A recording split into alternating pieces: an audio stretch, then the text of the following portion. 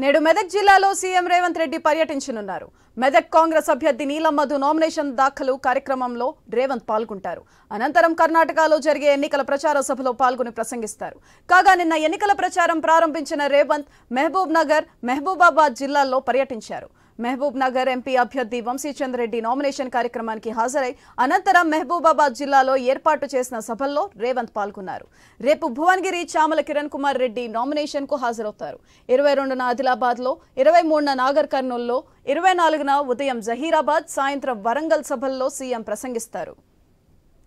Guruji Ram Narayan G ప్రపంచ ప్రఖ్యాత జ్యోతిష్యులు ఇప్పుడు మన హైదరాబాద్ లో ఎటువంటి సమస్యలకైనా తక్షణ పరిష్కారం చేయబడును. సంప్రదించండి 96651137 9000004357.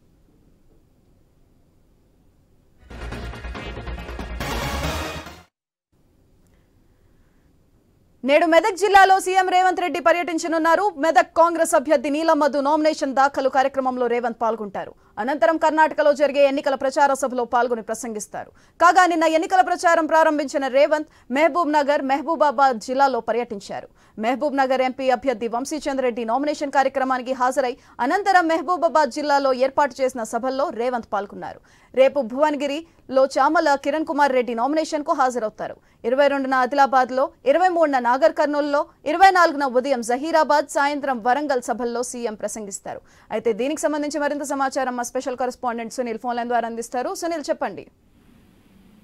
లోక్సభ ఎన్నికల ప్రచారంలో స్పీడ్ పెంచారు సీఎం రేవంత్ రెడ్డి. ఆయన వరుసగా సభల్లో పాల్గొంటున్నారు. నిన్న మహబూబ్ నగర్ లో కాంగ్రెస్ అభ్యర్థి వంశీచంద్ర రెడ్డి నామినేషన్ దాఖలు చేశారు. ఆ నామినేషన్ ర్యాలీలో సీఎం పాల్గొన్నారు. ఆ తర్వాత జరిగినటువంటి కార్నర్ మీటింగ్ లో సీఎం ప్రసంగించారు. అక్కడి నుంచి ఆయన మహబూబాద్ వెళ్లారు. మహబూబాద్ లో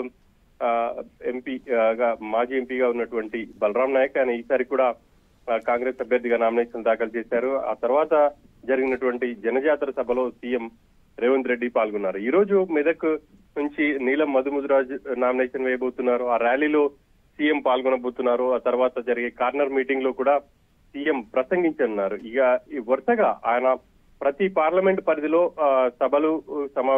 సభలు కావచ్చు, కార్నర్ మీటింగ్స్ ఏర్పాటు చేసుకున్నారు. ఈ రోజు మెదక్ కార్నర్ మీటింగ్ తర్వాత ఆయన కర్ణాటకలో ప్రచారానికి వెళ్తారు.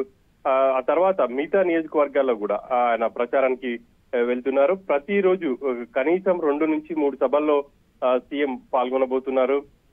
ఇక మొత్తం కూడా 17 పార్లమెంట్ నియోజకవర్గాల పరిధిలో ఆయన కనీసం 3 సభలు ఉండే విధంగా ప్లాన్ చేసుకున్నారు.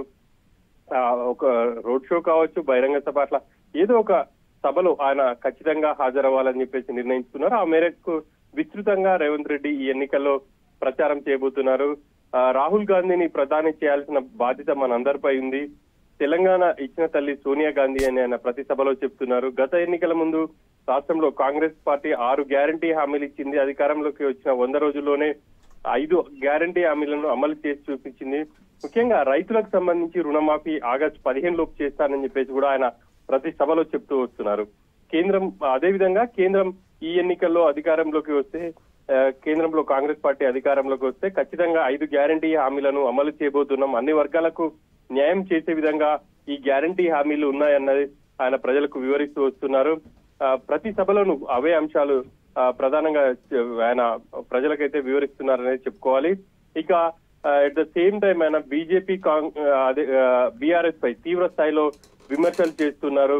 గత 10 ఏళ్లలో బీజేపీ రాష్ట్రానికి చేసింది ఏమీ లేదు అనేది ఆయన ప్రధానంగా చెప్తున్నారు. రాష్ట్రానికి ఏదైనా ఒక ప్రాజెక్ట్ ఇచ్చింది అని చెప్పేసి బీజేపీ నేతలు చెప్పగలరా అని చెప్పేసి కూడా రేవంత్ రెడ్డి ప్రశ్నిస్తున్నారు. ఇక బీఆర్ఎస్ పై కూడా ఆయన చాలా దూకుడుగా ఉన్నారు. బీఆర్ఎస్ పని అయిపోయింది, ఇక ఆ కారు షెడ్ కు పోయింది, అది బయటికి రావడం కష్టం, స్క్రాప్ దుకాణానికి వెళ్తుంది అని చెప్పేసి కూడా ఆయన పలు సభల్లో చెప్తూ వస్తున్నారు. ఖచ్చితంగా ఈ ఎన్నికల్లో కాంగ్రెస్ పార్టీని ఆదరించండి, ప్రజలకు అండగా ఉంటుంది అన్న విషయాల్ని రేవంత్ ప్రధానంగా ప్రస్తావిస్తున్నారు. Sudhatri. Right, thank you Sunil.